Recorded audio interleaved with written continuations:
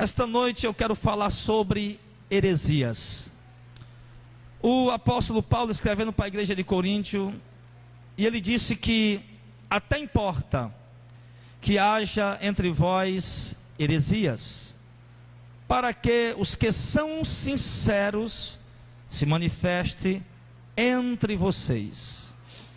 Queridos, as heresias, elas revelam dentro da igreja, no meio da igreja, quem são os verdadeiros homens e mulheres de Deus.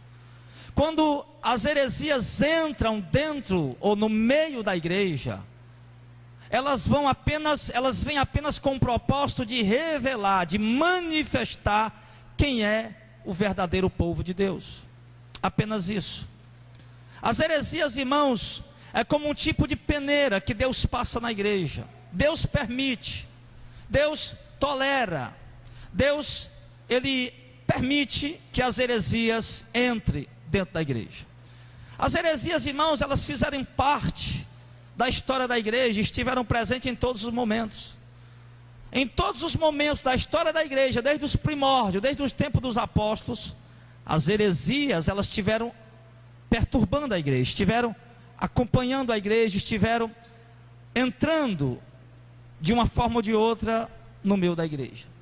Então, as heresias. E o que é heresia, pastor? Heresia, querido, é toda doutrina que contraria o que foi definido pela igreja. O que foi definido pela igreja, eu digo, não a igreja Missão de Fé, Assembleia de Deus, Batista ou Presbiteriana, não. Quando eu digo o que foi definido pela igreja, nós voltamos a 2000 anos atrás. Olhamos para o que Jesus pregou, olhando para o que os apóstolos pregaram. Então, o que Jesus pregou e o que os apóstolos pregaram é o que foi definido como doutrina para a igreja. Vocês estão entendendo? Diga amém. Então, qualquer ensinamento, qualquer pregação, doutrina, palavra que contrarie o que foi definido pela igreja como doutrina, torna-se uma heresia. Manifesta-se como uma heresia. Todo ensinamento, qualquer ensinamento que vem para a igreja e que contraria o que os apóstolos ensinaram, o que Jesus ensinou, isso é heresia. Se torna uma heresia. Algumas pessoas ainda não conseguiram, mesmo dentro da igreja evangélica há 10, 20 anos, eu percebo isso até na maioria dos pastores, que não conseguiram ainda distinguir a diferença entre o Antigo Testamento e o Novo Testamento. Eu tenho tentado falar isso para o povo, mas parece que tem gente que é igual uma parede dessa, não entra a palavra. Tem gente que é igual, irmão, uma coluna de concreto, a palavra parece que bate e volta. Porque, queridos, muita gente está dizendo que a Bíblia tem heresia. Se olha para o Antigo Testamento, por exemplo, em Deuteronômio 28, eu já dei esse exemplo na rádio, e você vê ali Deus prometendo riqueza para quem for fiel à lei de Moisés. Aí você vem para o Novo Testamento, e você vê em Mateus capítulo 18, em Lucas capítulo 19, na passagem do jovem rico, e você vê Jesus dizendo que dificilmente um rico vai entrar no reino de Deus. Você vai em Lucas capítulo 12 e você vê Jesus dizendo: vendo o que tens, dê esmola e fará para vocês um tesouro no céu.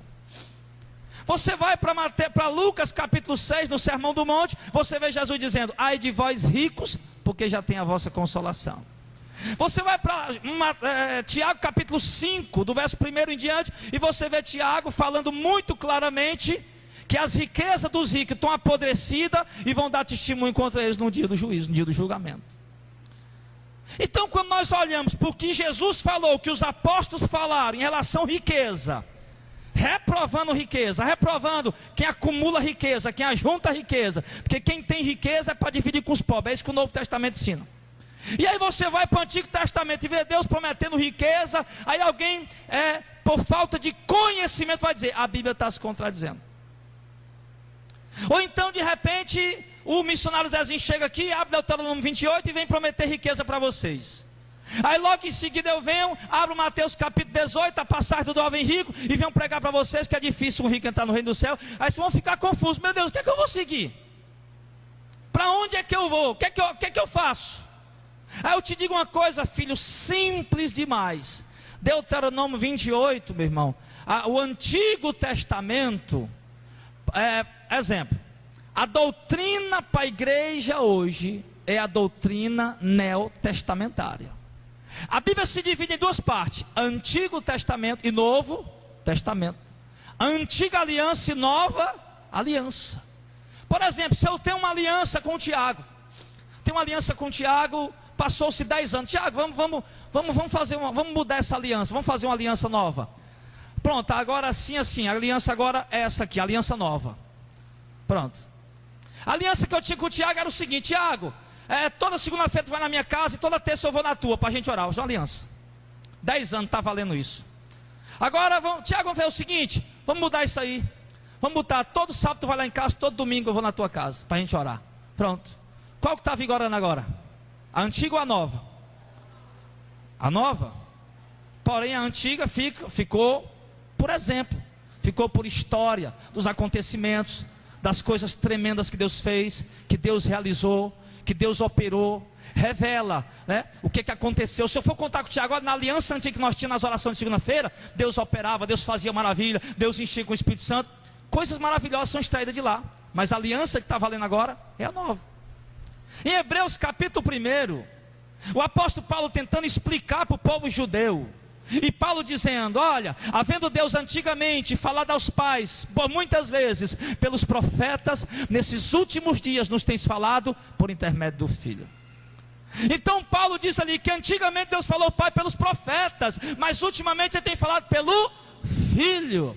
Então a doutrina que nós temos que nos firmar nela hoje, querido, para que você não ache que a Bíblia tem contradição, é a doutrina neotestamentária, a doutrina do Novo Testamento, amém, pessoal? Porque se você não colocar isso na sua cabeça, meu irmão, você vai achar que a Bíblia tem contradição. E a Bíblia não tem contradição. Deus apenas mudou a aliança. Uma antiga aliança dada por meio de Moisés, com sangue de bode e de touro, lá no Monte Sinai, para o povo judeu. Nasceu ali a nação judaica, a religião judaica, que nós chamamos de judaísmo. Nasceu lá no Monte Sinai, com Moisés. Aí vem Jesus, Mateus capítulo 26, no verso 26, Jesus pega o cálice e diz: eis aqui o sangue da nova aliança. Uma aliança nova, por intermédio de Jesus, com o sangue de Cristo. Uma aliança nova. É o que está vigorando agora. Você consegue entender isso, amém? Irmão, uma coisa que eu sempre falei aqui, olha, sempre tem gente visitando a gente, tem pessoas novas de outras igrejas vindo. Eu quero dizer para você uma coisa: você vai ouvir muitas coisas que vai contrariar a sua crença do que você aprendeu na igreja passada, na igreja antiga. Que quando eu comecei a aprender essa doutrina pela revelação do Espírito Santo, orando e lendo Bíblia, que esse é o melhor seminário de teologia. Hoje, se alguém lhe perguntar, você que ora e lê a Bíblia, se alguém perguntar, você tem teologia? Tenho. Qual é a faculdade? Não tenho nenhuma graduação em faculdade. A minha teologia, o que é teologia? Teos, Deus, logia, estudo, ciência. Pronto. Estou estudando Deus, estou estudando a Bíblia, estou lendo Bíblia e orando, estou fazendo teologia. Então, querido, você vai ouvir coisas que no primeiro momento você vai achar meio estranho. Mas se você olhar para a Bíblia, você vai ver, não, realmente é o que está escrito. Então vamos entender aqui. A Bíblia está dizendo, querido, que as heresias, elas revelam os verdadeiros servos de Deus no meio da igreja. Elas manifestam os verdadeiros servos de Deus dentro da igreja. As heresias, elas acompanharam a igreja em toda a história da igreja. No começo da igreja teve heresia, entrou heresia. No decorrer dos anos, em todas as épocas, gerações, entraram heresia dentro da igreja. E nós vamos ver alguns exemplos de heresias que entraram dentro da igreja no começo, no tempo dos apóstolos. Nós vamos ver lá em 2 Timóteo, capítulo 2, uma heresia, irmão, muito forte, que entrou dentro da igreja, no tempo dos apóstolos, inclusive, ainda no tempo do apóstolo Paulo. Lá em 2 Timóteo, capítulo 2, nós vamos ver uma heresia muito forte, que era a heresia da falsa ressurreição. Olha como é forte isso. 2 Timóteo 2, o verso 16 ao 18. Mas evita os falatórios profanos, porque produzirão maior impiedade. Ele vem dando um conselho. Ele chega aqui no verso 17. A palavra desses roerá como gangrena, ou câncer, entre os quais são Himeneu e Fileto, os quais, presta atenção no que diz o verso 18, os quais o que, igreja? Se desviaram da verdade, dizendo que a ressurreição já era feita, e perverteram a fé de algumas pessoas. Preste bem atenção. Paulo está dizendo para a igreja de Coríntio que algumas pessoas têm a palavra como gangrena, como câncer, elas corroem, elas matam, elas destroem. E Paulo está dizendo, entre essas pessoas que têm a palavra como câncer, que corrói e destrói, estão Himeneu e Fileto. E por que, Paulo, Himeneu e Fileto? Porque eles asseveraram, ou seja, disseram com toda a convicção, disseram com toda a autoridade, que a ressurreição já tinha acontecido. E Paulo diz no verso 18 o que? Os quais desviaram da verdade. Homens que estavam na verdade. Você está entendendo isso? Diga amém, pelo amor de Deus. Homens que estavam na verdade, mas Paulo está dizendo que eles se desviaram. Na verdade, eu só posso me desviar de uma coisa se eu tiver estado lá. Eu não tenho como eu me desviar de uma coisa que eu nunca estive lá. Paulo está dizendo que Himeneu e Fileto tiveram na igreja, tiveram na doutrina, mas se desviaram da doutrina, se desviaram da igreja, desviaram da verdade, pregando uma doutrina nova, dizendo que a ressurreição já tinha acontecido. E na verdade a ressurreição não tinha acontecido ainda. Por quê? Porque a verdadeira doutrina sobre a ressurreição, volta para 1 Tessalonicenses aí, capítulo 4, versículo 16 diz, porque, só voltar um pouco, porque o mesmo Senhor, 1 Tessalonicenses 4,16, porque o mesmo Senhor descerá do céu com alarido, e com voz de arcanjo, e com a trombeta de Deus. Agora preste atenção, e os que morreram em Cristo, ressuscitarão primeiro. Depois nós, os que ficarmos vivos, agora lê comigo aí, vai. Seremos arrebatados. Arrebatados? Não, você tem que dizer essa palavra. Seremos arrebatados juntamente. A próxima. Seremos arrebatados juntamente. Pronto. Juntamente com quem, irmãos? Com os mortos que ressuscitaram.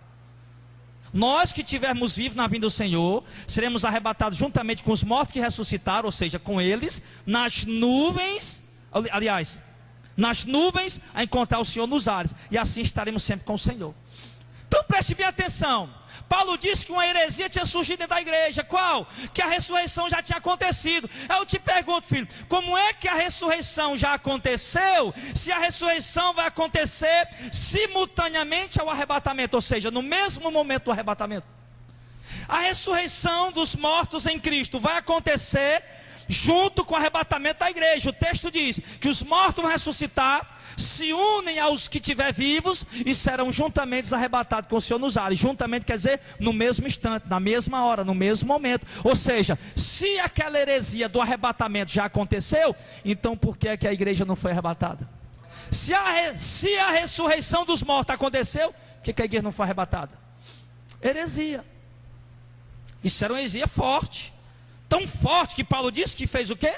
Perverteu a fé de algumas pessoas, ou seja, confundiu a mente de alguns irmãos.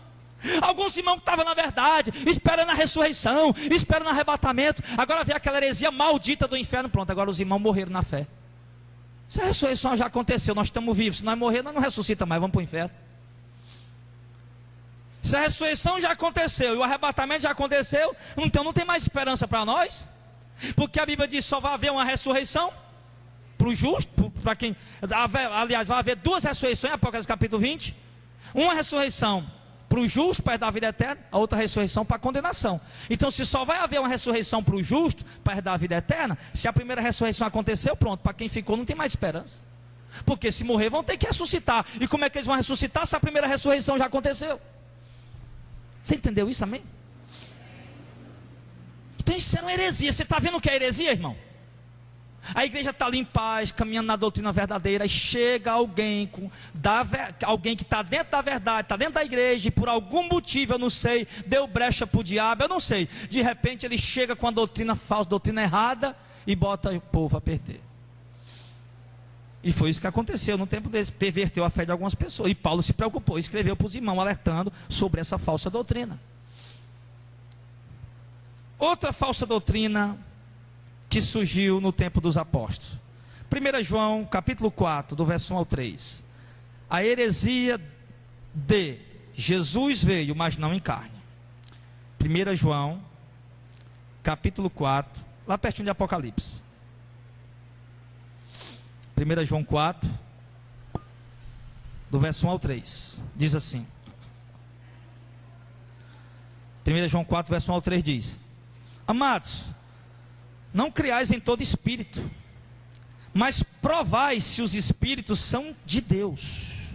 Ele está mandando aqui, irmão, nós não temos que crer em todo pregador, em todo ser humano que está pregando, em todo espírito não. Tem que provar se os espíritos são de Deus, porque já muitos falsos profetas se têm levantado no mundo. Nisto conhecereis o Espírito de Deus.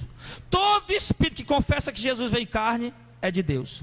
E todo espírito que não confessa que Jesus quis vir em carne não é de Deus. Mas este é o espírito do anticristo, do qual já ouvistes que há de vir, e eis que já está no mundo. Qual era a heresia que tinha surgido no meio da igreja? Jesus veio, mas não veio em carne. Ele era algum tipo de espírito aperfeiçoado. Você está entendendo? Então uma falsa doutrina que surgiu dentro da igreja também, no tempo dos apóstolos, foi que Jesus Cristo veio, mas não em carne. Isso é heresia. Por quê?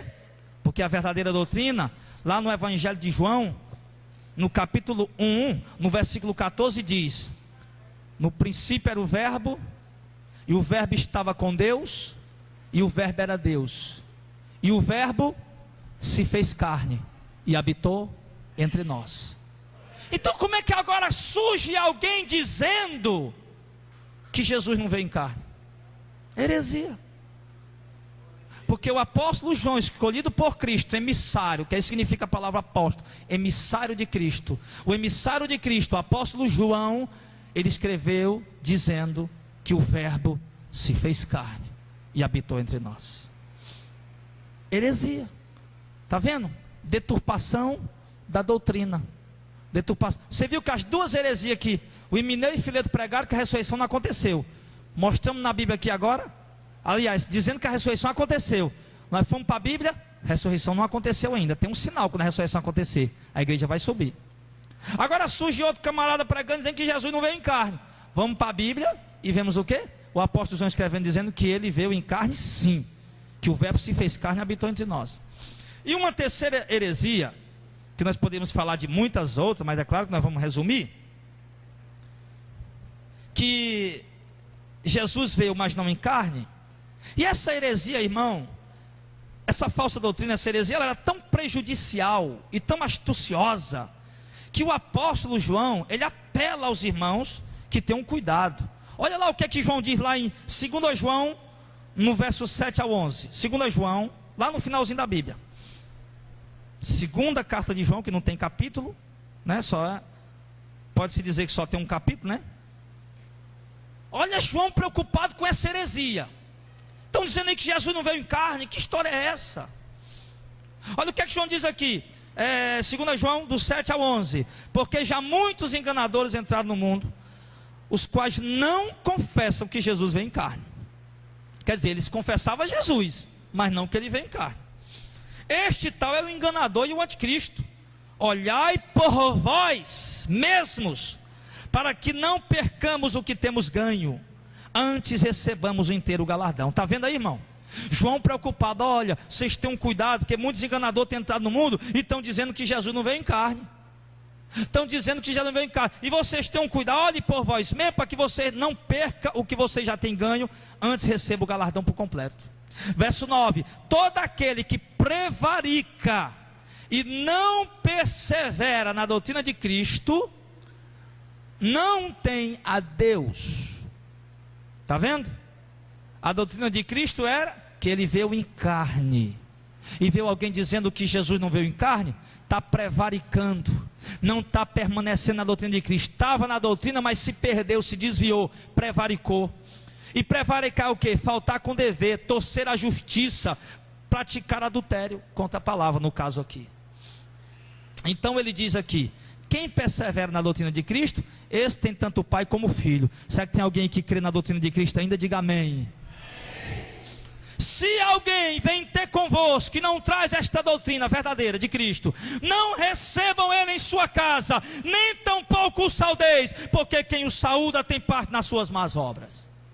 O apóstolo estava tão preocupado, irmão, escute isso. João estava tão preocupado, irmão, vendo o povo ali, meu Deus, com a mente confundida. E aí, Jesus veio em carne ou não veio? Porque o povo se confunde fácil. O povo, você não ouviu uma pregação aqui, depois já ouvi outra que confronta, eu estou confuso. O povo não sabe olhar para a Bíblia, não sabe estudar a Bíblia, não sabe verificar na Bíblia, não. Ele escuta o que o homem diz, escuta o que o outro diz e pronto, fica atordoado, tonto, bebo, igual um peru tonto. Não olha para a Escritura, não olha para a Bíblia para ver, meu irmão, eu estou com dúvida. Um pastor está pregando isso, Jesus vem em carne, o outro diz que ele não vem em carne. Que negócio é esse? Como é que agora eu estou perturbado? Pronto, vou tirar minha dúvida, vou olhar para a palavra. E aí a palavra diz que o verbo se fez carne e habitou entre nós. Que ele veio em carne sim, andou em nosso meio. João diz: as nossas mãos, nossos olhos o viram, nossas mãos o apalparam, a palavra da vida. E ele está tão preocupado que ele diz: ó, se alguém vem ter com vocês e não traz essa doutrina, filho, não receba eles na casa de vocês. Não é isso que ele está dizendo? Não, pastor, mas tem que ser educado. Eu posso ser educado e mandar o camarada embora.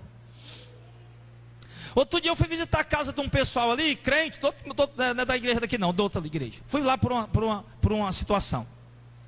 Pastor, rapaz, eu não sei se eu digo o nome, vou dizer não. Aquele povo que anda de chapéu, com guarda-chuva, sabe quem é, né? Com a bolsa no ombro, né? De casa em casa, todo domingo, um monte de gente aí.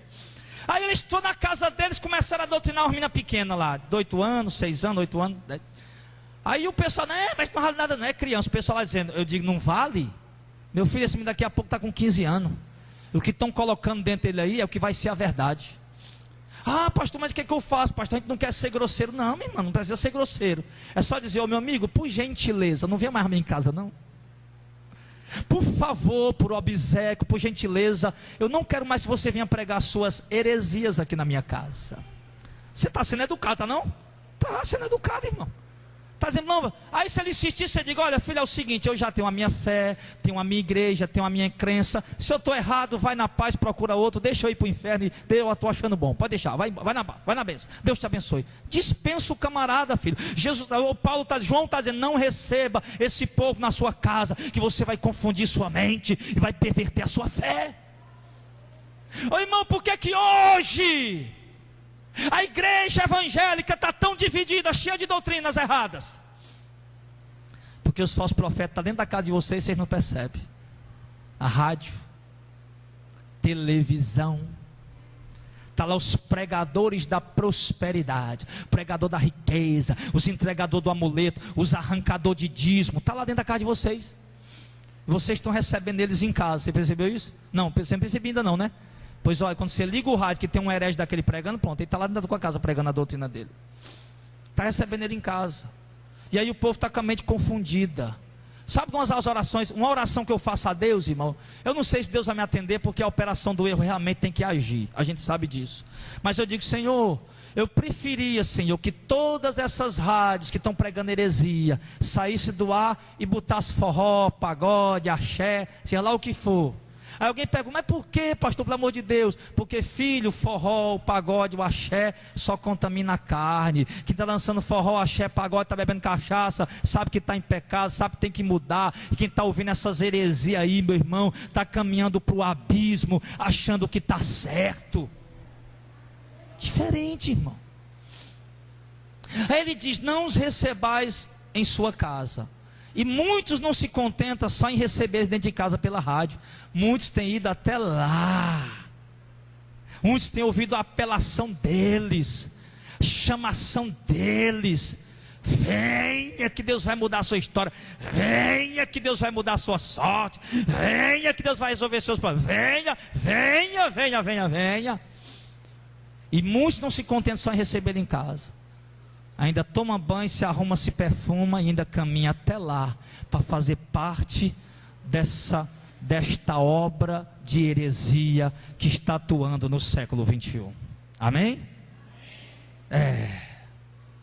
Eu ouvi obreiro sincero de Deus dizer para mim: pastor, trabalhei tanto tempo numa igreja, trabalhei em vão, porque trabalhei para o engano, trabalhei para a heresia, trabalhei para as falsas doutrinas, mas graças a Deus, Deus abriu meus olhos, e agora eu sei que estou trabalhando para a verdade, para o reino.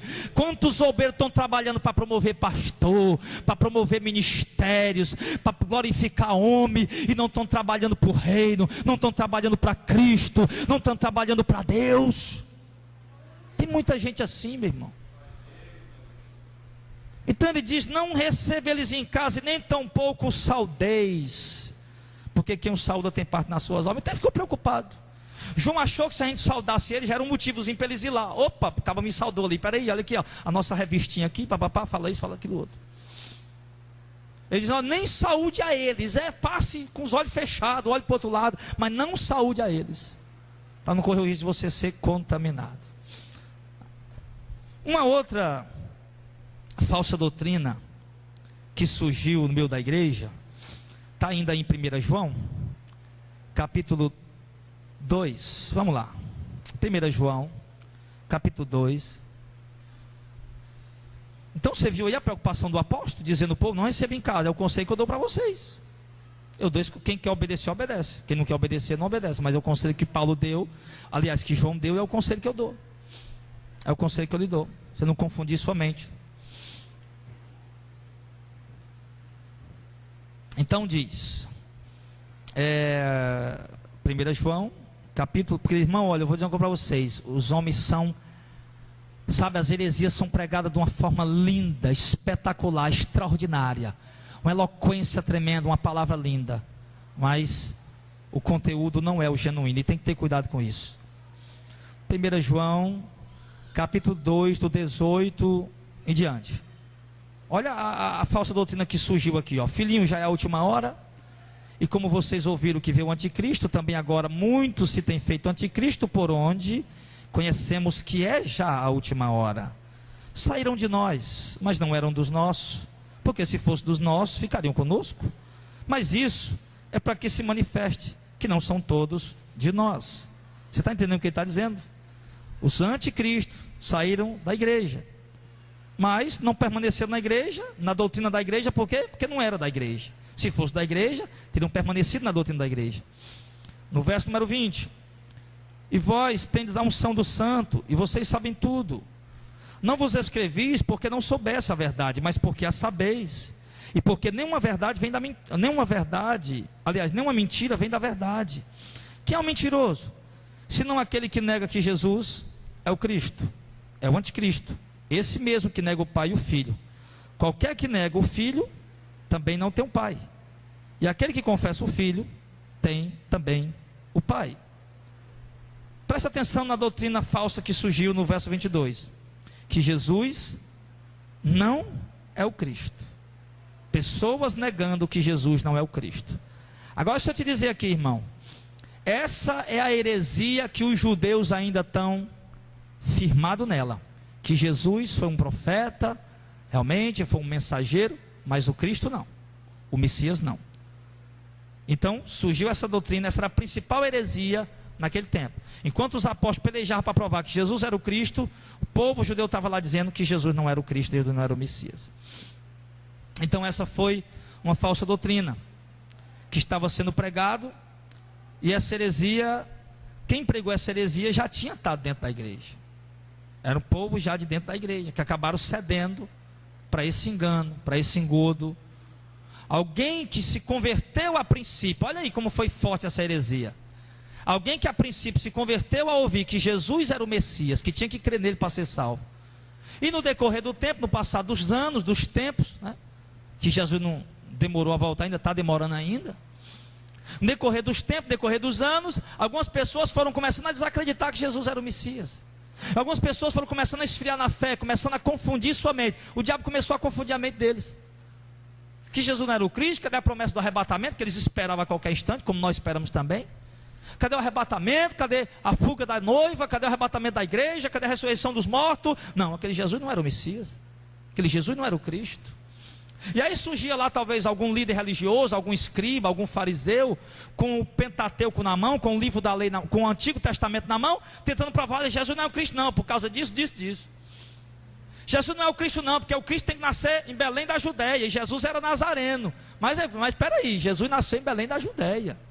Ele era nazareno porque morou em Nazaré. E muitos não sabiam que ele tinha nascido em Belém da Judéia. Muitos não sabiam que Jesus tinha nascido em Belém da Judéia, porque Jesus nunca morou em Belém da Judéia. Ele nasceu lá e foi embora logo para o Egito, para poder, Herodes, o rei do Egito, estava querendo matar ele. E ele foi lá para o Egito, e do Egito depois voltou para Nazaré. E ali ficou, cresceu e foi conhecido como o Nazareno. Então, irmãos, aí alguns tentavam provar, usando os antigos escritos para tentar provar que Jesus não era o Messias. E ali foi confundindo a mente do povo. E aí a heresia começou a entrar dentro da igreja, e alguns começaram realmente a acreditar que Jesus não era o Cristo, que Jesus não era o Messias. Mas aí quando nós olhamos para a doutrina verdadeira, lá em Mateus capítulo 16, vamos ver se Jesus não era o Cristo mesmo. Mateus capítulo 16. Enquanto lá surgiam os hereges dizendo que Jesus não era o Cristo, olha o que é que diz Mateus 16, a verdadeira doutrina. Mateus 16, verso 15. Mateus 16, verso 15. E disse ele, Jesus, né? E vocês, quem dizem que eu sou? E Simão Pedro respondeu e disse: Tu és o Cristo, o Filho do Deus vivo.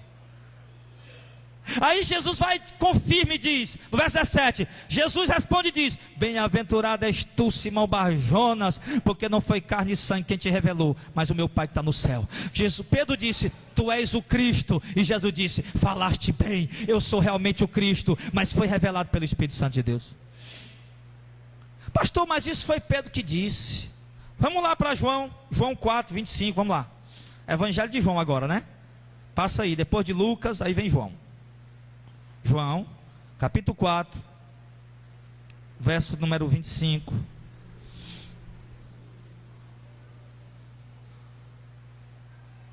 João 4, 25.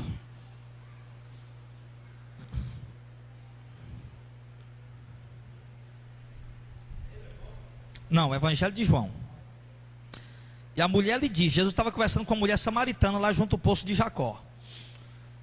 João 4, 25 diz: E a mulher lhe disse: Eu sei que o Messias, que se chama o Cristo, vem, e quando ele vier nos anunciará tudo. E Jesus disse o quê?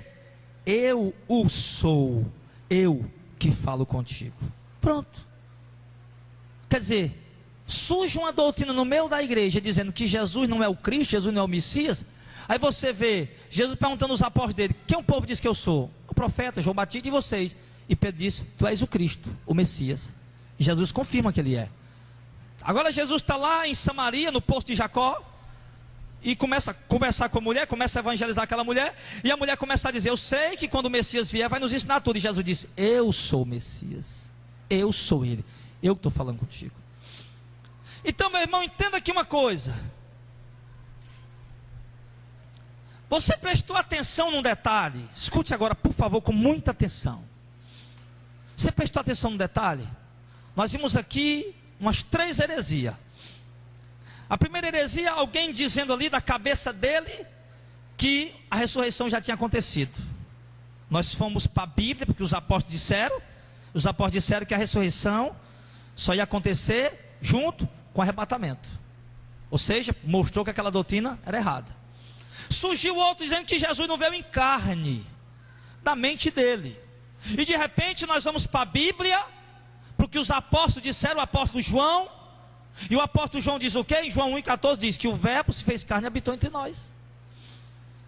Aí depois surgiu outra doutrina dizendo que Jesus não é o Cristo. Alguém começa a pensar isso, a imaginar isso, a se confundir com a doutrina dos judeus. E aí nós vamos para a Bíblia, E nós vemos Pedro dizendo que Jesus é o Cristo, e vemos o próprio Jesus confirmando que ele é sim o Cristo, o Messias. Então, querido, o que é que eu quero passar para vocês aqui nesse momento? Quero passar para você nesse momento o seguinte: que todas as heresias surgiram na mente dos homens, deturpando a verdadeira doutrina, deturpando o verdadeiro ensinamento. Aí quando surgiu a falsa doutrina, nós fomos para o que os apóstolos escreveram, para o que os apóstolos ensinaram a respeito de Cristo, da doutrina. Nós vimos o quê? Que aquelas doutrinas que aqueles homens estavam pregando eram erradas, eram heresias. Por quê? Porque nós aprendemos que a doutrina correta é aquela que foi definida pela igreja. Amém? Tanto é que em Atos dos Apóstolos diz, se eu não me engano no capítulo 2, né? E perseveravam na doutrina dos apóstolos. Então, irmão, entende o seguinte aqui, um princípio, para você não ser réu no dia do juízo, para você não ser culpado de condenação no dia do juízo. Um princípio para não cair nas heresias. Nós vimos aqui que a heresia da falsa ressurreição botou gente a perder. Um povo estava na verdade, se desviaram, começaram a seguir a doutrina da ressurreição, já aconteceu. E aí começaram a criar uma nova fé, uma nova linha teológica, um novo raciocínio, uma nova visão. Perverter a fé de alguns. Mas o princípio para nós não cairmos nas heresias, irmãos, é conferir o que se estão dizendo com o que os apóstolos falaram. Amém? Pastor, e por que com o que os apóstolos falaram? Muito simples. Se você for para Gálatas capítulo 1, Gálatas capítulo, vou lhe explicar porque é que nós temos que conferir com o que os apóstolos falaram. Por causa desse detalhe aqui, ó. Gálatas 1, verso 6. Gálatas 1, verso 6. Diz: maravilho-me de que tão depressa passasseis daquele que vos chamou a graça de Cristo para outro evangelho, o qual não é outro evangelho, mas há alguns que vos inquietam e querem transtornar o evangelho de Cristo. Gálatas 1, versos 6 e 7. O que Paulo está dizendo aqui, irmão? Paulo está admirado com a igreja de da Galácia, por quê? Eu estou admirado que vocês estão passando daquele evangelho de Jesus para outro evangelho, no qual não é outro evangelho, mas tem gente querendo perturbar o evangelho de Cristo. Aí ele vai e diz, ó, no verso 8: mas ainda que nós mesmos quem? Os apóstolos de Cristo. Mas ainda que nós mesmos, ou um anjo do céu, vos anuncie outro evangelho, além do que vocês já temos anunciado, seja amaldiçoado. Anátema quer dizer maldito. Verso 9: assim como já vos dissemos, agora de novo também vos digo: se alguém vos anunciar outro evangelho além do que já recebeste, seja maldito, anátema. O que Paulo está dizendo? Filho, o evangelho que vocês têm que seguir é esse que nós já anunciamos. Nós quem? Os apóstolos. Se alguém vier pregando um outro evangelho que não seja esse que nós pregamos, nós quem? Os apóstolos. Se alguém vier pregando outro evangelho que não seja esse que nós, os apóstolos de Cristo, pregamos, que seja amaldiçoado. Aí Paulo vai e fala mais forte ainda: se um anjo do céu, ou um de nós, ele diz assim, ó, se um de nós, irmão, isso é forte demais, presta atenção nisso aqui. Ele diz assim, ó, ainda, no verso 8, ainda que nós mesmos, nós quem? Os apóstolos de Cristo, ou um anjo do céu, anunciar outro evangelho, vocês não devem dar crédito. É isso que Paulo está dizendo, que seja maldito. Por quê, irmão? Porque o evangelho é único, ele é ele é único. É o que os apóstolos pregaram no princípio.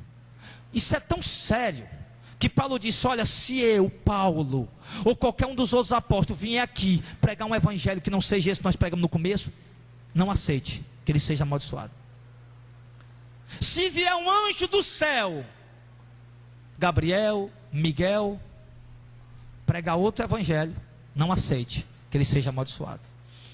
Então é por isso, querido, que nós, para não cairmos no laço das heresias, nós temos que conferir o que está sendo pregado com este evangelho que nós pregamos. Nós quem? Os apóstolos de Cristo pregaram.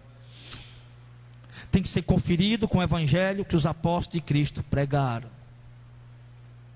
Se você conferir, irmão, é o que está faltando hoje. É o que está faltando hoje. Está faltando hoje dentro do Brasil crentes que confiram o que estão ouvindo com a doutrina dos apóstolos, com o que os apóstolos ensinaram. Por exemplo, pastor, e que aberração tão grande é essa que estava pregando na igreja da Galácia? Se você ler o livro, a carta aos Gálatas, só tem 6 capítulos, e é muito fácil de entender, claro, pelo Espírito Santo, você vai entender o seguinte, que a carta aos Gálatas, ela foi escrita com uma finalidade, porque crentes judeus tinham entrado no meio da igreja dos gentios da Galácia e estavam ensinando para eles guardarem a lei. Pronto, aí a coisa desandou. Você vai ver depois Paulo falando que quem quer ser salvo pela lei, da graça caiu. Você vai ver Paulo falando em outras partes aqui essa questão. Então eles estavam misturando a graça com a lei, estavam misturando a doutrina do Novo Testamento com a do Antigo. E aí foi uma confusão. Lá em Atos capítulo 5 fala até do primeiro concílio que houve da igreja, por causa desse assunto, Gálatas 5. Nós não temos tempo para falar isso aqui hoje, você pode ver em casa. Em casa você lê Gálatas 5, é o primeiro concílio da igreja. Por quê? Porque entraram alguns crentes judeus lá no meio dos crentes gentios, querendo obrigar eles a guardar a lei de Moisés. Pastor, mas a lei de Moisés está na Bíblia? Tá, mas não é doutrina para a igreja, por isso era heresia dentro da igreja. Você entendeu isso, irmão? Pastor, como é que uma coisa está na Bíblia e estava se tornando heresia? Porque a lei foi dada para os judeus. Eu falei isso aqui. A lei foi dada para o povo judeu. Eu costumo dizer, irmão, por que se obriga a dar o dízimo e não se obriga a guardar o sábado? Por quê? O pastor diz, irmão, eu sei que não dá o dízimo, é ladrão. Quem ladrão vai para o inferno. E baseado em quê?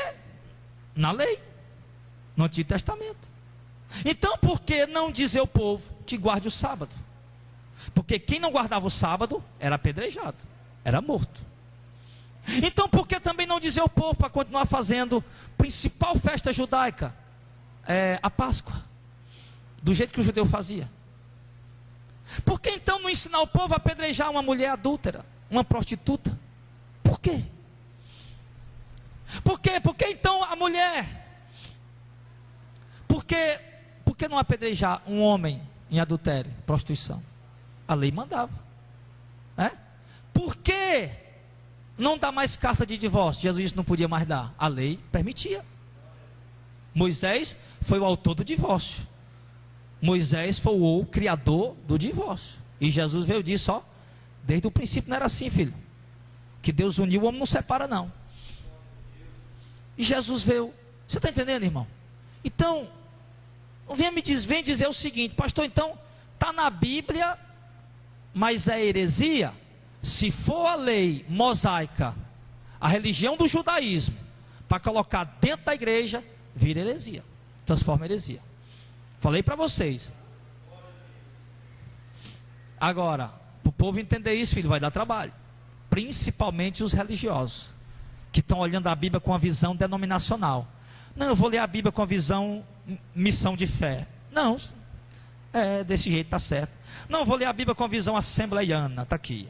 Aí o cara só procura que fala em língua, que fala em milagre, né? Vou ler a Bíblia na visão pentecostal, está aqui. Eles ficaram embriagados, de certo estava caindo no chão, porque bebe cai no chão, e blá, blá, blá. Então quando você lê a Bíblia bitolado numa visão denominacional, filho, você nunca vai conseguir entender a verdade. Era esse o meu mal e é esse o mal de muita gente. No dia que eu me converti, eu fiz um propósito com Deus. Há 15 anos atrás. Dobrei meu joelho no pé da cama e eu disse: meu Deus, eu não sei orar, eu nunca orei, eu só sei rezar, mas hoje eu quero orar.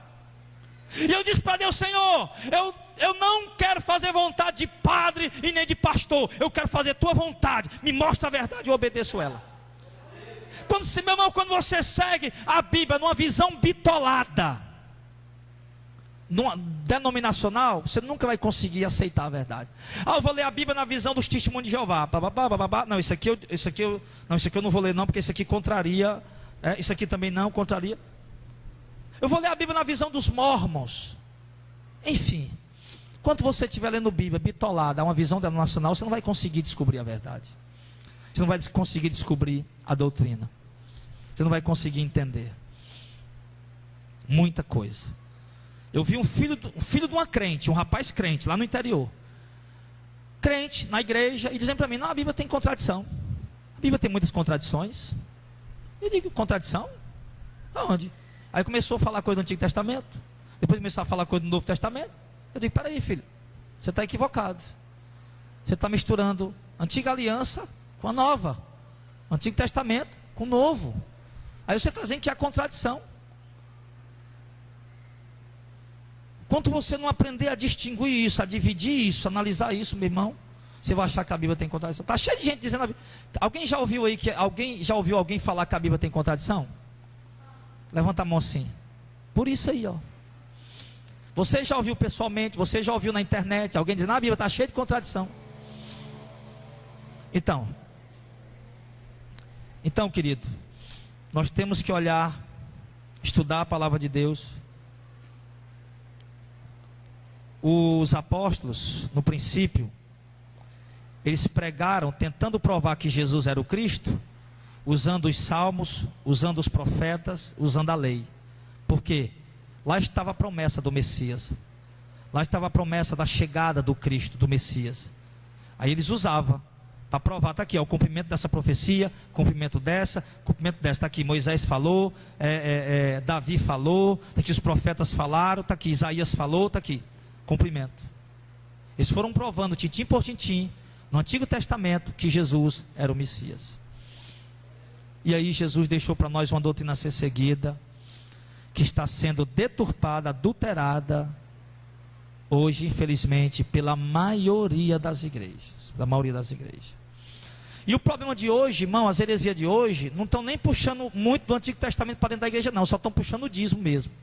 Alguns adventistas, quem mais? Puxam o sábado, mas a maioria só puxa o dízimo, né? Puxa o dízimo, no Antigo Testamento, prosperidade, né?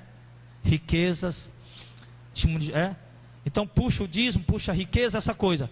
Mas as maiores heresias, irmão, não estão nem puxando do Antigo Testamento. Puxa do Antigo Testamento, prosperidade, riqueza, essa coisa, o dízimo, o sábado, enfim. Mas as principais heresias, meu irmão, é apenas a sonegação da doutrina verdadeira. É apenas a distorção. Eles leem o Novo Testamento e pregam distorcendo o Novo Testamento. Por exemplo, em Gálatas 5, verso 20, na lista das coisas que condena, ele fala: as obras da carne são conhecidas, prostituição, lascívia, impureza, lá está as heresias. E ele diz que as heresias condenam, tanto quem está pregando, como quem está vivendo. Mas, como quem está aceitando e comungando com ela. Mas as principais heresias hoje, nós podemos passar bem rápido aqui. É a distorção da própria doutrina que Jesus deixou. E qual é, pastor? Por exemplo, nós vimos aqui que para identificar, para desmanchar uma heresia, ou para identificar uma heresia, nós ouvimos alguém falar, a ideia dele, o pensamento dele, a pregação dele, e vamos para dentro da doutrina bíblica, para ver se realmente é uma verdade ou é uma heresia. Então, nós olhamos hoje claramente, por exemplo, primeiro, que a gente fala muito sobre isso, e é preciso continuar falando, porque muitos precisam ainda abrir os olhos. Primeiro, o comércio da fé e o comércio dos dons. Eu preguei anteontem na rádio lá sobre envelopes. Um Deus que opera por dinheiro, um Deus que tudo para fazer para o povo tem que entregar um envelope. Irmão quer uma bênção, pega o envelope. Irmão quer uma cura, pega o envelope. Uma restauração para o casamento, pega o envelope. Irmão, libertação na família, pega o envelope, faça um propósito, dê um voto, dê uma oferta, dê o seu, não posso esperar, dê o seu dízimo. Então, nós vimos aí sobre o comércio da fé, o comércio dos dons. Primeiro, estão dizendo por aí, não, porque os levitas, que já começa errado esse negócio de levita, né? Tudo bem, adoradores, né? Ministradores do louvor, mas levita não, levita tem que ser da tribo de Levi, enfim, isso aí todo mundo já sabe, né? Isso aí já preguei 1000 vezes.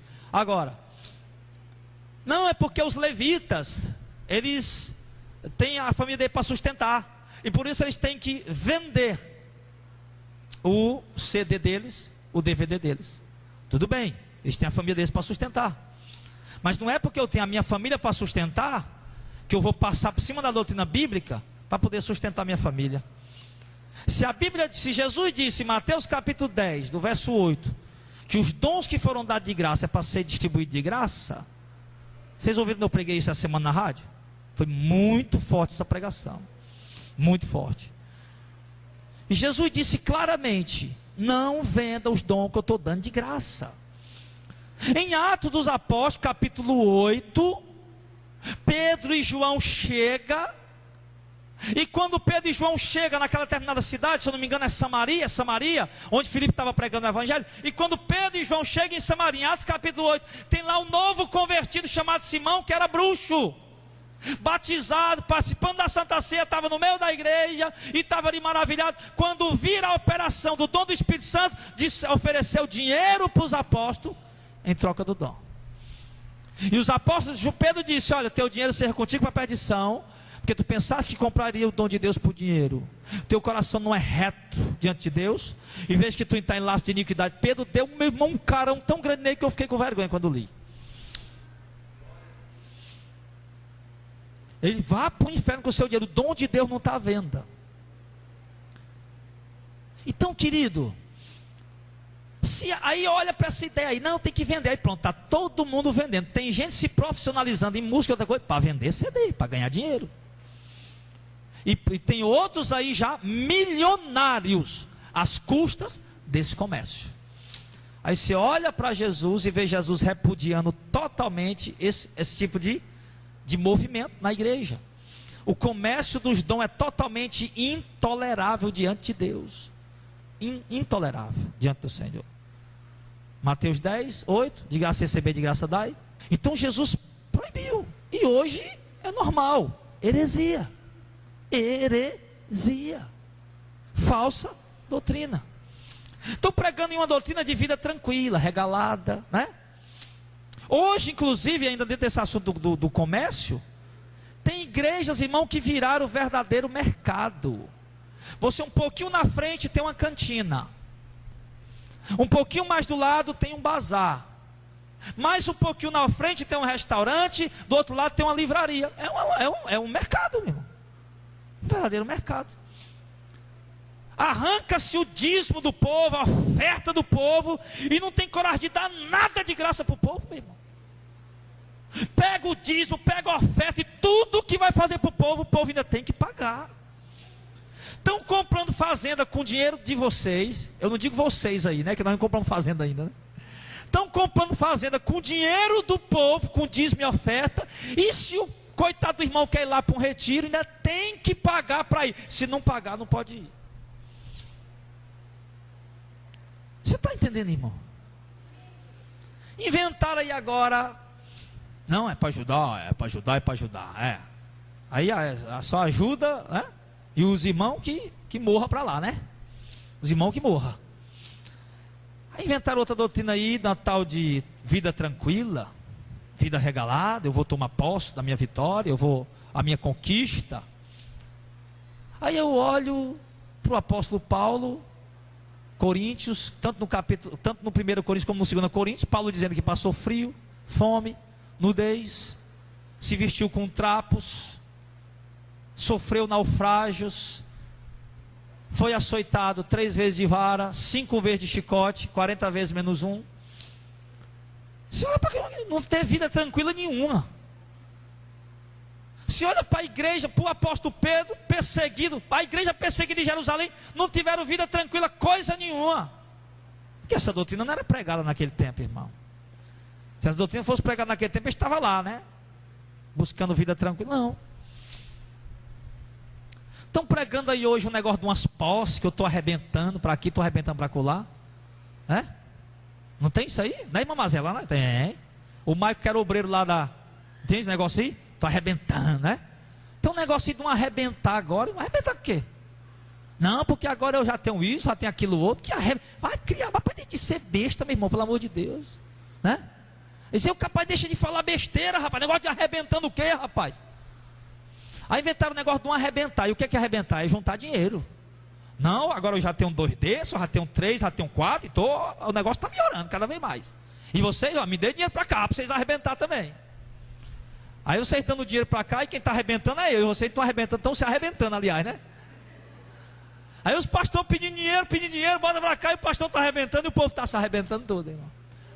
Aí hoje pastor que era pastor pobre, começou o ministério, agora o ministério cresceu, tem um monte de gente, o cara está andando de Land Rover. E o povo não percebe, peraí. Ele era pobre, começou a igreja, agora está andando de Land Rover. Tudo bem, tem o salário dele, né? Comprar o carro dele, mas Land Rover, irmão. Land Rover é 300 mil reais, filho. Sabe o que é isso? É porque tem gente, irmão, que quer ostentar. E o povo não percebe isso. Eu vejo os homens hoje querendo imitar os apóstolos no poder, mas não na vida de santidade separada. São mais doentes pelo dinheiro do que qualquer outra coisa, do que os piores gananciosos do mundo. Então travestido de pastor, vestido de terno e gravata, profetizando, falando língua e pregando um evangelho aí que eu não sei nem que evangelho é esse. Então, inventaram essa história. Eu vejo Paulo dizendo, lá em Filipenses 1:29, quanto a nós em relação a Cristo foi dado então, não somente crer nele, como também sofrer por ele. Eu vejo Paulo dizendo lá em Romanos capítulo 8, verso 17, dizendo assim, nós somos filhos, somos logo herdeiro também, herdeiro de Deus e co-herdeiro com Cristo. Se com ele sofremos, também com ele seremos glorificados. Vejo Paulo dizendo lá em Coríntios, até a presente hora tem passado fome, frio, nudez e não tem pousada certa. E hoje eu olho para os pastores de hoje, estão arrebentando. Por quê? Porque estão distorcendo a palavra, estão adulterando o evangelho. Eu olho para o livro de Atos dos Apóstolos, eu não vejo ninguém arrebentando. Eu vejo os ricos vendendo o que tem, trazendo para a igreja e dividindo com os irmãos pobres para que não haja necessidade. E o que é que estão fazendo com o dízimo das igrejas hoje? O que é que estão fazendo com tanta oferta de igreja hoje?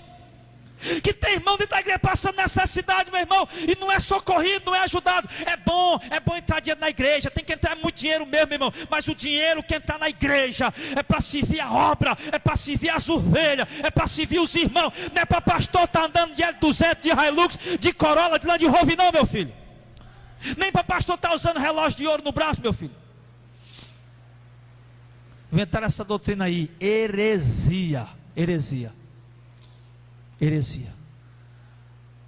E o povo passando necessidade, não tem quem faça nada por eles. O irmão estava precisando de um bujão de gás. Foram lá pedir o pastor, o irmão fulano de tal, um presbítero, um homem de confiança. Não, irmão, para comprar o ar-condicionado da igreja. Viu, R$60 vai impedir de você comprar o ar-condicionado da igreja? Não vai impedir. Pega esse R$60, dá para o irmão, rapaz. Compra o gás dele. Quando tu está preocupado com o ar-condicionado da igreja, meu, o irmão está lá cozinhando na casa do vizinho, sendo humilhado.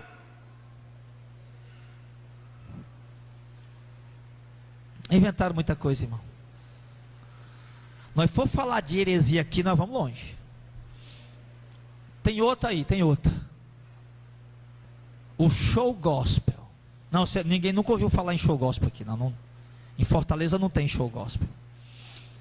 Show gospel, uma animação totalmente voltada para a carne. Um projeto estruturado lá no inferno. E não foi qualquer demônio não, foi o próprio Satanás que fez esse projeto. Porque é um dos projetos que mais tem contaminado os jovens da atualidade. Uma geração santa, pulando dentro de um show, paquerando, namorando, se beijando, se excitando, celebrando a carne e dizendo que é uma geração santa. Quer ser santo, jovem? Então deixa de namorar, deixa de desobedecer teu pai e tua mãe, aí você vai começar a ser santo. Vai namorar quando estiver perto de casar, quando pensar em casar. E outra coisa, namoro santo, sem beijo, sem amasso, nada disso. Aí você vai ser santo. Para de pular em show gospel, para de se rebolar dentro de show gospel, celebrando a carne. Aí você vai ser santo. É santo. Não é geração santa? Ser santo é andar na palavra, andar no evangelho. Aí inventaram essa heresia aí do show gospel. Inventaram muitas e muitas e muitas outras heresias que têm entrado dentro da igreja como doutrina e têm pervertido a fé. Paulo disse que a doutrina de Himeneu e Fileto perverteram a fé de alguns, mas as doutrinas de hoje estão pervertendo a fé de muitos, de muitos.